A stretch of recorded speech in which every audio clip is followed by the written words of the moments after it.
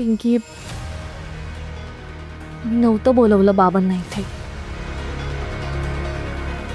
I mean प्रतापरावाला.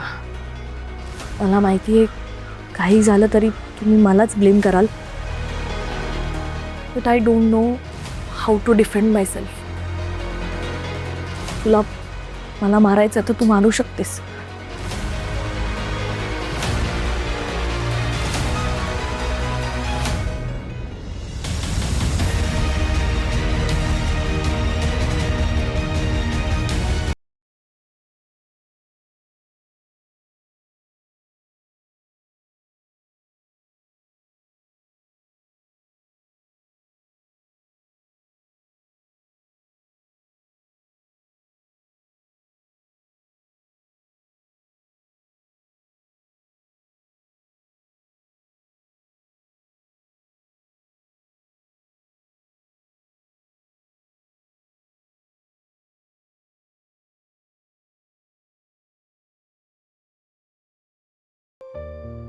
की आपण सगळ्यांनी काहीही झालं तरी एकत्र राहायला हवं.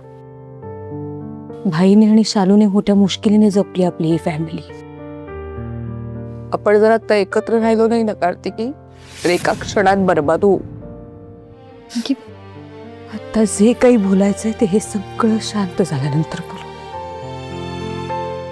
पिंकी, तुला खरंच असं वाटतंय की ह्या सगळ्यात माझी काही चूक नाहीये?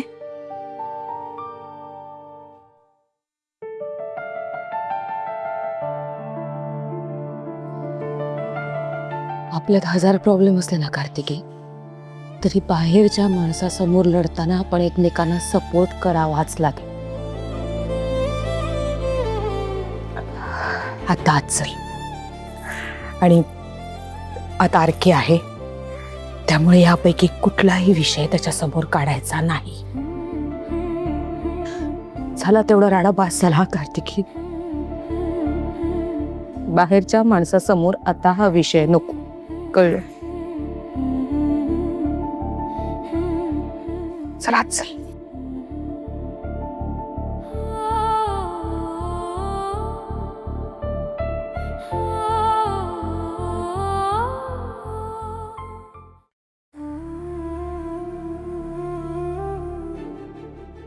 आई, तू आत पडतेस का? तुला खूप घाम येतोय.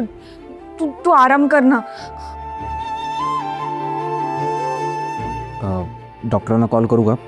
बंटी, नाही नाही, नको नको, मी ठीक आहे.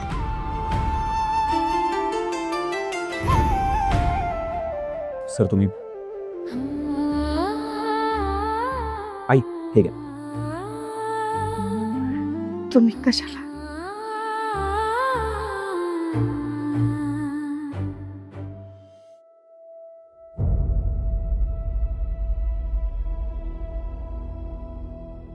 आई हे बघा, जे काही झाले त्याच्यावर फार विचार करू नका. आता जे घडायचं ते घडून गेलंय.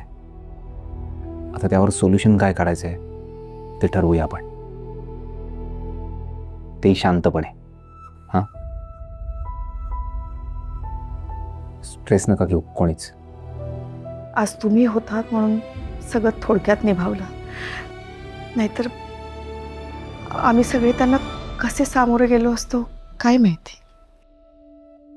तुमचा धाक होता म्हणून तो मागे फिरला. आरके सर, तुमचे कितीही आभार मानले ना तरी ते अपुरेच ठरतील.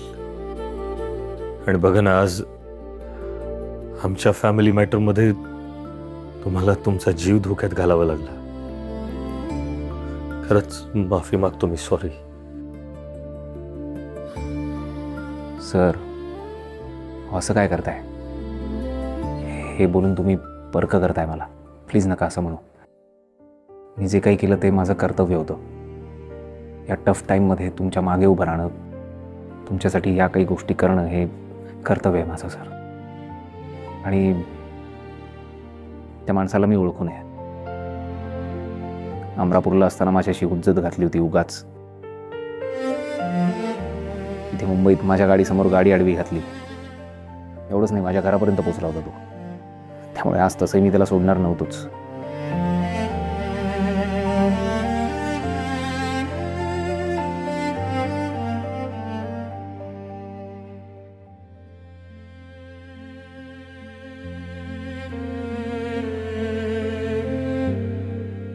प्रतापरावांनी जेव्हा ती बंदूक काढली आई घाबरले. आय कॅन अंडरस्टँड, पण नका घाबरू.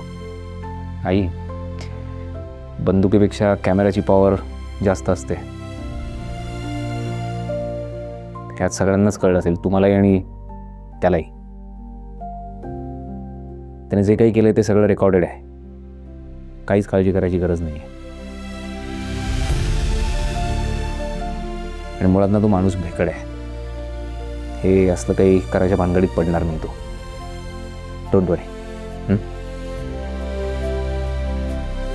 तरी सर तरी तू सगळं निभावून नेलं असतंस. पाहिलं मी. I am proud of you. खरंच मनापासून बोलतोय. तू जो काही स्टँड घेतलास ना, तो ब्रेव होता. तुझी इंटेन्सिटी, तुझा पेन सगळं पोचलं. आणि आय कॅन इमॅजिन तुम्ही सगळ्यांनी काय त्रास सहन केला असेल. त्याची आता सवय झाली आहे आम्हाला. पण तुमचा मौल्यवान वेळ वाया गेला. शेवटी लग्न झालंच नाही. लग्न होणार सर, ट्रस्ट मी. आता त्यासाठी डिवोर्स द्यावा लागेल हे खरं आहे.